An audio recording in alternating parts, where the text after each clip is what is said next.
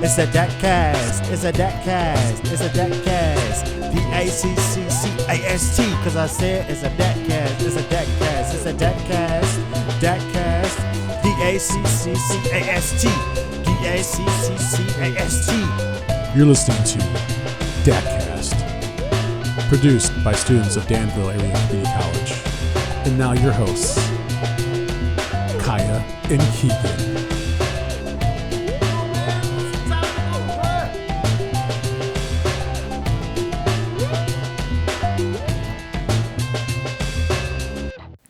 Yo, yo, yo, it's Kia and Keegan here from the basement of the clock tower. Here on DACCCAST, we get to know the familiar faces we see all over campus in hopes that students in DAC and members of the community get to know each other a little better. With that being said, we're here with member of the administration, Brian Hensgen. How are we doing today? I'm doing well. Thanks for having me. Before we get started, I wanted to make sure you guys understood, most people, before they come on the show and the night before, they count sheep. Yeah. Last night I was going through every rapid fire question, trying to figure out exactly how I was going to respond. So yeah. I'm ready for this show. Yeah, that usually trips people up. So I'm glad you're prepared. Yeah. Well, who knows? We'll see what your list looks like. Okay. So, Brian, go ahead and tell us what your role here at DAC is. My role here at DACC is Assistant Vice President of Student Services, and that's a role that after 25 years I've come to take that responsibility, and essentially I oversee several departments here on campus. One of those is workforce development. Now, a lot of people don't understand what workforce development is or where that's located. Essentially, that arm of my department is actually found down at the old unemployment office downtown. It's called the American Job Center. So I oversee those partner agencies that oversee workforce development activities in our community. So I supervise that group, and then on campus, I actually oversee the athletic department. I oversee our security and safety team, and then I also oversee our career services and veteran services here on the campus. You have a lot. Yeah, I'm pulled a lot of directions. So one day I'm working with, just students driving too fast on campus, but then I have to go downtown to talk to some of our workforce development partners about possible fundings and grants that are available to help students and our community members get the support they need to attain their goals when it comes to becoming employed or completing their degree. So is that something, are all of those facets of your job something that were already there but when you accepted the position, or since then have you kind of taken the reins? It's kind of developed into that. So, I mentioned 25 years. So coming up on the 11th will be my 25th year anniversary. And when I first started, I was fresh out of college and at the University of St. Francis, and my first role here was actually not on campus. It was at what was called the Transition Center as a case manager. So my job was essentially to work with the General Motors closing that occurred back in the mid-'90s, to work with those staff members that were being laid off and they were losing their jobs in our community. I was at their Transition Center to help them get connected to the services they need to get the schooling that they could go to. So if a line worker got laid off and they decided they wanted to be a truck driver, our programs that I was involved with would help fund that training so that they could go to school without any cost to themselves. So my role at that transition center was to convince folks, General Motors is not coming back, but there are plenty of opportunities to upgrade your skills and go out and try to find other employment. So if it's in healthcare and nursing, or if it's truck driving, if it's something, another role in upgrading your skills in manufacturing, there are funding opportunities to help support those things. Those funding opportunities still remain in our community, and that's where that American Job Center arm of my responsibility comes from. So I went from case manager and in special grants at that time to becoming the director of that role, of that department. At the time it was called the Job Training Partnership, evolved into Vermilion County Works. And so in that role, I got to know grant writing and got to know just being involved with grants for so many years, or 21 years at the time. It started evolving into the potential of other opportunities here at DACC. long story short, the federal government changed some of the dynamics of our local design, which allowed us to write and be creative and innovative in our local design for Vermilion County, so that my role involved essentially moving to campus through that change that the federal government put in place. And so as we were forced to make a change, it essentially opened up other opportunities as other opportunities arose here on campus. We had other retirements, different things. So essentially, Dr. Nacko and the upper leadership had to try to find and locate the opportunities to spread the wealth as far as the opportunities of taking leadership roles and to kind of create the opportunity to strengthen potentially in some ways different areas of the college, so that all of our strengths from an administrative role, we're focused on the areas that we can actually bring positive change and really influence what things look like on the back end. So if it's building a stronger athletic department, if it's building a stronger security department, I understand Tim Bunton talked about our roles with the Rams, and maybe that's a question later. But so there's all kinds of things that went into the decision and helped the evolution of my role here on campus. So 25 years strong and looking forward to the next several years. Gotcha. So out of all your responsibilities on campus, what would you say is your favorite part? Well, learning. I think as July 1st last year was really when it was really given to me in my full capacity, because two of the individuals retired in June. Gotcha. So at that point, it was my baby in some ways to really start that, what I would love to see as we continue to move forward. And so working with my direct subordinates, the directors and staff members that report to me, we've created a set of goals, and we've started working through the planning stages and the budgeting that goes into it. A lot of things we would love to see right away, but it takes planning, and so we work through the college's process to hopefully secure some of those things in the near future. But the goal is to show positive movement. We want to show, no matter what the department is, we want to see something moving. We don't want to stay stagnant. Yeah. So that's when you get passed by in anything. So we want to continue to see things improve. And if it's as small as something on the wall and showing upgraded student services, student engagement activities, a new logo, if it's a new weight room, whatever it is, if it's new squad car for our security, all the things that are on my list of to-do things, we want to utilize technology to benefit us in security and upgrading our systems on campus, but also knowing that our future athletes that come to campus want to see better facilities and want to see better resources there. So it's kind of a balancing act for all the different arms that I've got to learn about the processes and really strategically place ourselves in the right direction so that we can see the growth that we're all expecting and wanting to see. Gotcha. So you said you came straight out of college. So take us back before you stepped on the campus here as a worker and through your college experience and how that was. Well, growing up, you mean, or just the whole? Yeah, I know you grew up in Elgin. So I grew up in Elgin, Illinois. It's about 40 minutes northwest of downtown Chicago, not too far. But so growing up, it was a suburb, but in our community, we had a community full of kids that wanted to go out and play, and so we were always running. And obviously, we didn't have the technology.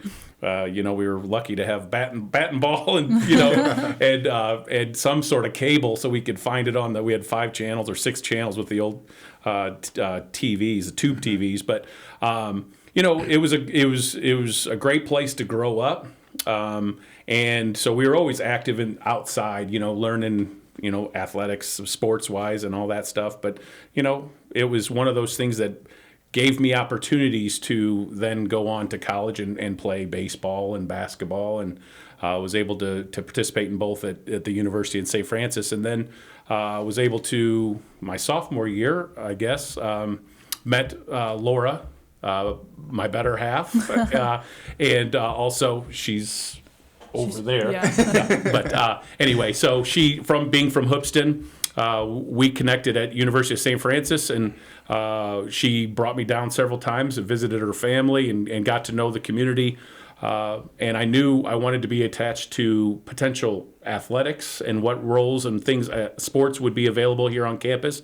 As she graduated, she is a year older. Hopefully she doesn't get mad at me for saying that. But she graduated a year early. She secured a job here on campus. Yeah. And so as I was still in school, she was telling me about her role here. And it sounded like a great opportunity for me to at least transition to our next stage in our lives. And as we plan to potentially get married, at that age we weren't engaged or anything, but we were still planning.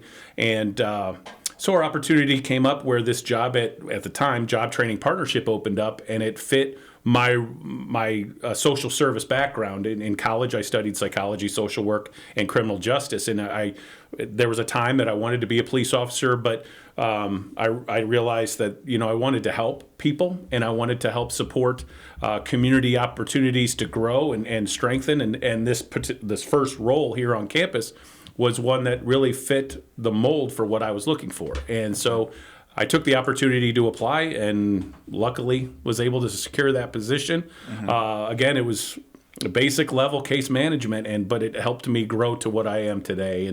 And so that opportunity wouldn't have been available unless, if I didn't meet Laura back in school and the stars aligned and got us down here. So give her a little shout out. True little love story. Yeah. So I got to ask, what's it like working with your wife, like working in the same place as your wife? Well, for 21 years, I was off campus. Oh, so really? it was easier to get away with things. Yeah. But now She's that got I'm her eye on on campus, I can't even have lunch by myself most of the time.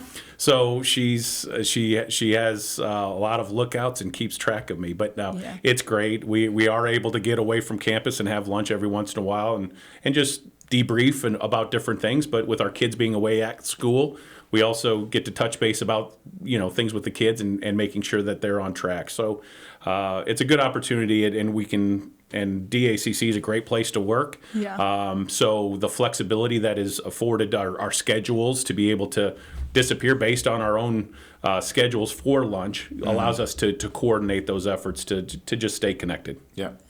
So we heard that you were the golf coach here for 18 years. I was, yeah. I was surprised by this. Yeah, I didn't know that. Yeah. So I mentioned earlier when I wanted to get into athletics, I got my position here on campus, and I went to then athletic director John Spezia, current board of trustee member, to see if he had any paid positions for the basketball team, because I played baseball and basketball in college, and I thought, that'd be a perfect fit for me to just get my foot in the door, work with the basketball teams.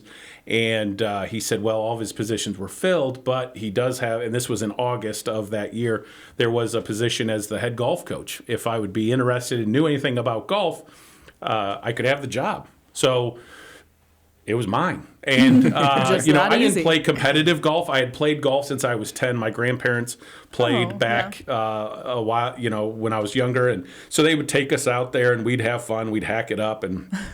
But as I got into college, obviously it was one of those things that I wanted to play as often as I could, but I was a broke college kid. Yeah. So golf is a game that I can relate to that. You can relate.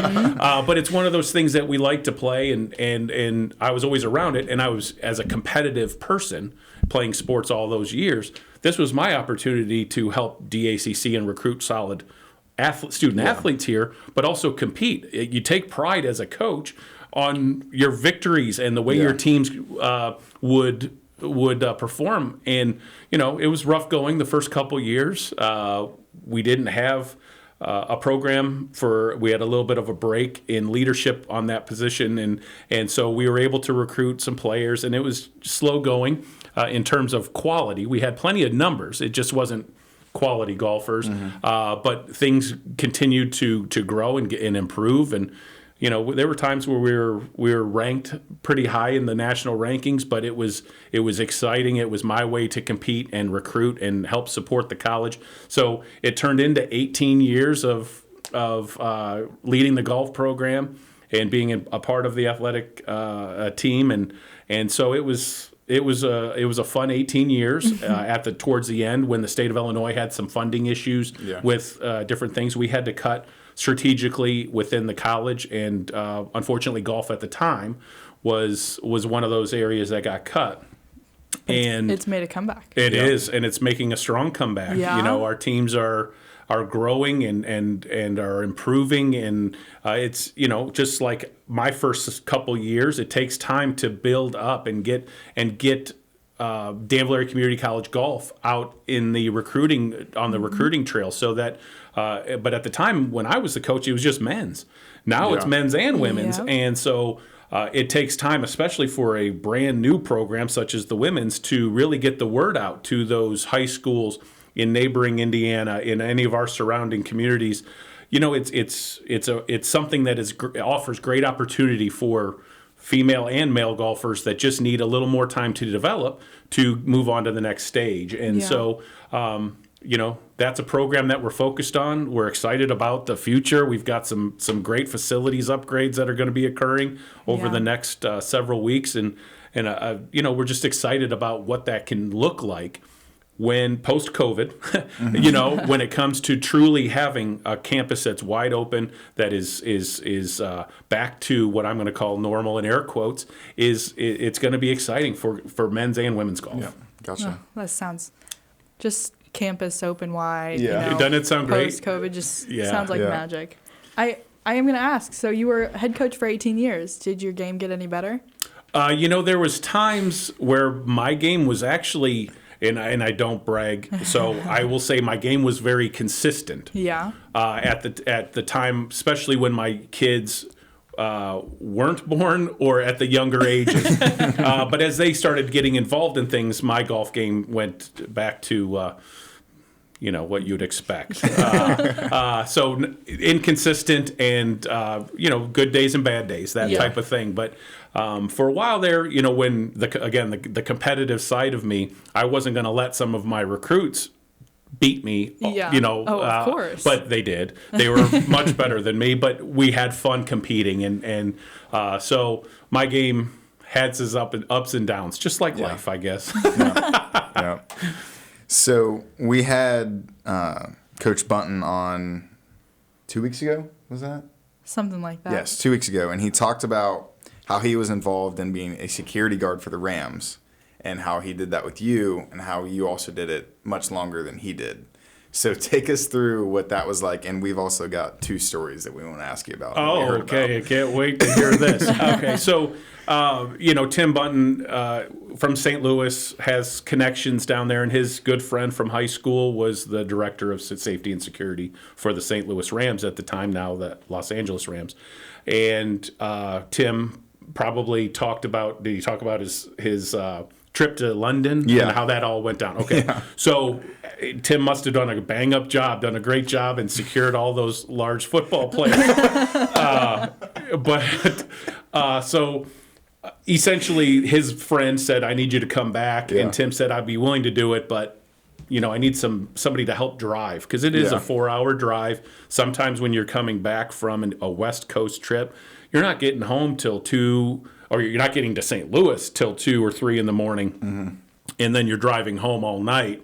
It's a long trip. So he wanted to split it up. So it ended up happening where Indianapolis was hosting the Super Bowl. Yeah. So Steve, the gentleman that worked for the Rams, came through Danville and kind of talked to me and just wanted to get to know me, and that process went smooth, and they elected to offer me an opportunity to join the team. So that's awesome. It was really an unbelievable experience. Being a football fan, being a sports fan, getting to see that side of any major sport, you know, from the inside, getting to see how game day prep occurs, getting to see the warm-ups, going up into the media boxes, which would be right up your guys' alley. Yeah. Dallas has great mac and cheese, by the way, if you ever make it into Dallas's stadium. But you have, you know, an opportunity to really see things that you wouldn't get to see if you're just a fan attending a game, buying a ticket. And we got to do it, and we're getting paid to, you know, to do it. So it was a great experience, one that, you know, just molded me to what I am today. Yeah. It's a great opportunity, and I appreciate Tim's willingness to connect me to that opportunity. That's So pretty cool. we heard that you ended up impersonating a football player. Yeah, so Yeah. when it comes to the actual shifts, there isn't anything illegal that went down, so I wasn't impersonating a police officer. So I didn't actually bring it up. So the story goes, Tim and I were off shift, so we were out and about, and our only means of travel was with a taxi. So we were in our taxi, and we were coming back to the hotel, and some of our coworkers asked for us to stop and pick up some things. So we stopped at a convenience store, and as we're in the convenience store, we have all of our items, and we're up there, and we had our Rams gear on, and the gentleman behind the desk just looked at both of us. Tim's not as tall as I am, smaller, and I'm bigger, and so the gentleman looked back and forth at us and said, "Are you guys with the Rams?" And we said, "Yeah." And he looked right at me and he says, "Well, you look like a player." Well, at that time, I was like, this is opportunity for me. So I said, well, I used to be. And I said, would you like my autograph? And the guy said, yeah. So I said, well, give me a piece of paper and a pen, and I'll be happy to sign my autograph. And so I signed it, my normal autograph, or my normal signature, which is a scribble anyway. Yeah. And I wrote number 34. And Tim looks at me and says, running back, really? Which in a million years I would have never been a running back. And I said, it's fake anyway. Yeah, What does it really matter? Yeah. But so that was one of the funnier situations that happened in Miami, and That is so but it's funny. one that he Oh my always goodness. brings up as a Oh funny my story. goodness. So We also heard that you helped star defensive end Chris Long one time sneak in some paraphernalia. Did that have illegals? yeah. So this was the last. This was in Denver, and this was the last preseason game prior to final cuts. So Chris Long, being a seasoned veteran, wanted to, show his appreciation to the rest of the defensive ends and his group of guys. So my boss asked me, I need you to go pick up a bottle of alcohol for someone, and I said, well, I don't know where to go. I'm in Denver. I don't have any transportation. He goes, I just need you to do it. So he asked, so I said, okay. So I left and went on a venture, and as I was leaving, the game's about to start. People are working their way towards me, and I'm asking, is there a place that I could purchase this item? And they said, yeah, up the hill, this huge hill. And we're in Denver, so it's a mile high, and I'm not the smallest guy, so I'm huffing and puffing. No, it wasn't that bad. But as we're getting up, I get to the place, and I secure what I was expected to get, and I work my way back down the hill, which is easier to get back. But this is right when the NFL started integrating in their checkpoints and everything, so that it was more difficult to get things in. So that was my next problem, trying to get past security, even though I'm security and I have every pass to get anywhere in the facility. I still have issues bringing in large amounts of liquid, I will say, into the facility. And so as I'm approaching the media entrance, there's a crowd of people, and this young man that's standing there got my attention and said, sir, come on over. And as I went to him, he said, are you with the Rams? And I said, yeah. And he went to school, apparently, with the owner's son. And he had nothing but glowing things to say about the owner's son. And he said, go right on in. He didn't look in my bag. He didn't look at anything. So I was like, okay, perfect. So as I get my everything in, get it to where it needs to go, everything's good. And my boss said, Chris will take care of you. And I said, oh, this could be great. I know these guys get paid a ton of money. I did this special thing. Yeah. So I go out there, and I'm doing my role after the game, which is screening the players, making sure that they're safe to travel. We're TSA certified and all that. So we do our thing, and my boss comes up to me and hands me a wad of cash. And he goes, don't look at it, just put it in your pocket. So I put it in my pocket. And Chris and I, just so you know, he's always right on my floor. So he and I always have an open line of communication and things. But So as things start slowing down behind the scenes, we're getting ready to pull out and go to the airport. I'm curious, these guys, course, I've seen in these bags how much money they travel with, hundreds and hundreds of dollars, thousands sometimes. And so I'm like, oh man, maybe he passed the hat and people were just throwing. So I reach into my pocket and pull it out.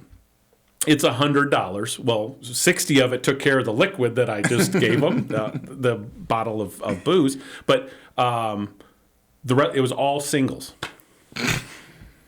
It was all singles. So here I thought I was getting all this money. Few thousand. Who knows? Who knows for my efforts? And I made $40 on the deal, but they were all singles. But to this day, one of those singles, because it was from Chris Long, is on my refrigerator in my basement. It's kind of a token of, to remember that situation from. So that was a long story, but it's one that was funny because here I am thinking, oh, this is great. I'm really on Chris. But the end of it is, so when we got to the plane and everything, our flight crew was always the same. So we got to know our flight crew because we were with the same carrier. And the flight attendant came up and handed me a glass, and she said, "This is from Chris," and he looked back at me, and I waved yeah. But he shared a little bit for our flight back from Denver. So that was nice of him. Gotcha. You have some pretty cool stories. That's just the tip of the iceberg. No, it was a great experience for sure. Yeah. I feel like we're going to have you on. Just have a story time. Yeah. Story time with Brian. Yeah. I think that's a good episode title. Okay, so let's see. You are the president of the American Legion? American Legion Youth Baseball. Okay. Yeah, and have done that. I think this will be my 16th year being involved with that organization. Started when my son was just becoming a young baseball player himself, and wanted to, kind of give back in that arena as well. So there was a lot of balancing of activities from golf to Little League and all those things, but I wanted to coach my son and be involved and be able to watch the games, but I also wanted to help the community. And so I joined their board right away. I was asked to be a part of it early on, and so that role kind of expanded from just being involved with concessions up to the point where I am now, just as the president.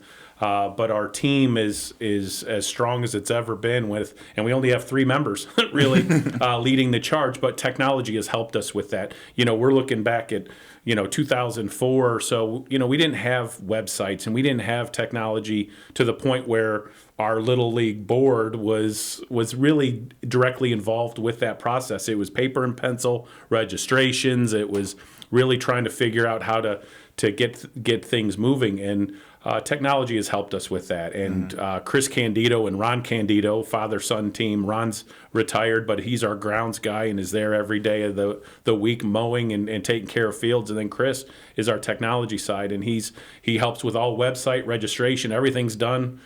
And it's basically, so my job has become more of just somewhat of a decision maker on when decisions have to be made. Yeah. But ultimately, the program has run itself, and it's one that just offers Little League baseball to our community, especially under COVID scenario. We were the only outdoor Little League in our county for sure that was active. We put precautions in place. We changed the way things were being offered to the community, but it's one that I think was extremely positive for folks to stay involved and for the kids to have that team experience on the Little League ballpark. But, that role is something that I enjoy. It's the little thing I can do basically spring, summer, and a little bit of fall to give back to that group of little baseball players and the community. When I was little, I played. We didn't have T-ball, but I played from 8 through into college. But it was somebody always worked for me. Somebody always worked to help support my Little League. They were out there mowing. I had a guy named Uncle Charlie. Remember him? He was Charlie. Always out there just working hard to give me a place to play baseball. Yeah. And so that type of mentality was always something I don't have a catchy nickname. I'm not Uncle Brian or anything like that. But Uncle Charlie will always be in my memory as somebody that gave back. And so I wanted to be the Uncle Charlie, so to speak, for Danville to help build and grow a Little League organization and support just activity for kids in the summer. And so for 16 years, I've been involved with that, but I couldn't do it without the team of folks that have helped Little League Baseball in our community grow to what it is. American Legion Youth Baseball has been around since 1949. There have been a lot of board members, a lot of people that have put in lots of hours, so I'm no one special there. It's just, at this point, we continue to do it because we enjoy it, and we want to continue to see our goals implemented. So it's certainly fun, and it's been a good training ground for both of my kids. Jake played baseball obviously through his Little League, and then he was able to play here at DACC. But he also umpires in the summer, so it gives him an opportunity to learn responsibility. And then my daughter, as we grew the Little League and created a newer and more up-to-date concession stand, she was directly involved with helping to work that concession stand, but he essentially manages it from, so she's very organized, which I think is extremely important to that. So she's learned from that opportunity. But those are just my two kids. We hire a staff of umpires for younger kids as they work up. We have a training manual that the kids follow, and they work their way up the system from C League, which is our pitching machine level, up to Pony League, which is the 13 to the 15-year-olds.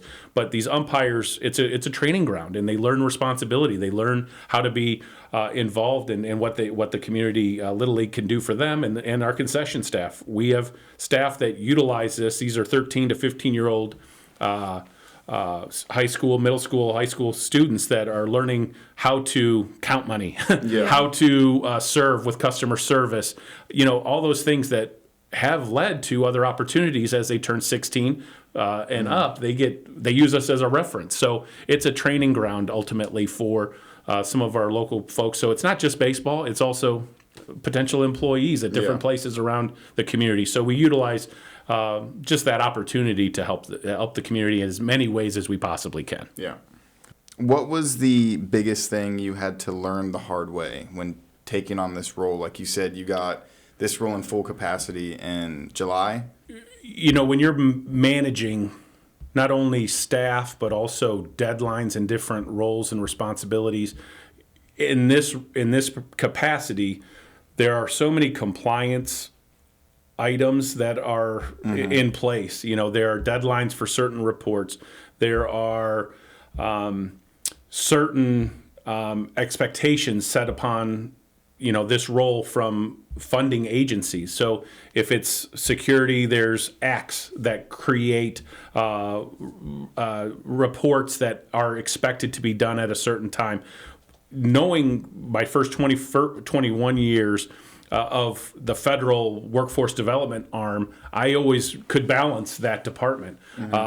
Once it came and was given to me July 1st, it was a matter, the difficult thing was ensuring that my calendar of events included every single aspect of everything that's required by the ICCB, everything that's required by NJCAA. There are all kinds of things, but also coordinating, understanding that I shouldn't take it all on myself, delegating it to my to those that support our mission, and ultimately making sure that we're all on the same page with this. And I think there's still growing pains with that transition. You as soon as you think everyone is on board, you find that there's maybe a little bit of gap, and that's part of continuous improvement. You're always trying to strengthen your system so that your management style is in working in conjunction with the mission of the department, and the college, but also with the staff that you have on board. So it's always a learning experience. So you learn and you try to grow from the things that you learn. So it's always a learning experience, and I wouldn't say it's the hard way, because at this point, I'm going to knock on wood, we've stayed in compliance in all avenues, but it's one of those things where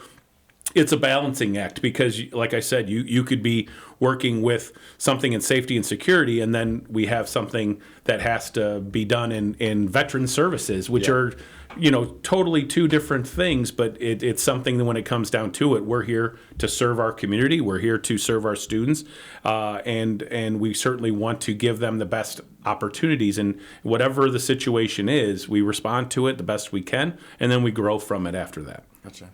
So what's it been like being put in charge of the national tournament? Well, that also has been an interesting experience. So, again, it's kind of like the Little League thing. It's one of those things that I've always been a part of the national basketball tournament. I was always volunteering. I was always at the head table. There continues to be great leadership with the team that still remains with the group that was working with Dick Shockey, our previous director, and those things were set. That system's a well-oiled machine. Mm-hmm. So it was pretty simple from my perspective to kind of take over and help with just continuing the legacy that Dick Shockey put in place. He was an unbelievable supporter of the NJCAA, but most importantly, anybody coming to our community was somebody that he really wanted to ensure that they left here with a memory of Danville, Illinois, and Danville Area Community College. So being an employee here, it was somewhat of a smooth transition. Obviously, we missed Dick. He passed away, and my role immediately became kind of like the other thing. When folks retired, it's like, it's yours. Yeah. And so, we have that, it's again, still have strong leaderships and strong volunteers. Our community has been fantastic for the 28 years. I kind of joke internally, 27 and a half years that we've hosted it because last year didn't work. It was the 11th hour when COVID created the cancellation. So I still take credit for that year. But so technically it's the 28th year that we've hosted here at DACC. But, without volunteers, without community businesses, without all of our leadership group here at DACC and all the volunteers that lead our teams from concessions, entertainment, to the video crew and streaming, it's all extremely important to the final product. And this year, more importantly, I guess, when it comes to video production and the streaming product, it's extremely important because we're not sure what the games are going to look like when it comes to actually performing on the floor. Are we going to allow fans in the gymnasium? Are we just going to rely 100% on streaming? Yeah. Whatever, no matter what, streaming and that video side of it is going to be extremely important to the final product. And so, there's more pressure, I think, on the video crew here on campus than there might be on me. But, I'll oversee the safety protocols that are in place. Essentially, our goal is to stay with Dick Shockey's vision, and that's creating an opportunity for our visitors, our student athletes that are coming to compete, to have a memorable experience. So as we get closer to that time, we'll make final decisions on what needs to be in place. But ultimately, I use Dick Shockey's decision making and Dick Shockey's guidance, the things that he taught me over those years to help guide my decisions, and but utilizing technology a little more. Dick wasn't one that really used databases and different things, but ultimately, he's the founding father, along with John Spezia, our previous athletic director, to bring the tournament here. Now it's my job not to screw it up. So it's certainly something we want to continue, and we've got it through 2023. And we'll see how things continue to evolve as post-COVID. Hopefully, we'll get back to that normalcy we talked about, and be able to continue to provide a quality tournament for the national championship. Gotcha. Yeah. All right. And I think I just wanted to touch on one more thing. So you Sure. say that you're dealing with this big balancing act right now, and you've been the president of the American Legion Youth Baseball for 16 years. You were the golf coach here at DAC for 18 years, and you've put in, 25-ish years here at DAC altogether? Is that what you said? 25, yeah. So do you have any plans for retirement? What's next? Not anytime soon. The kids are both in college. Both my kids are at Western Michigan.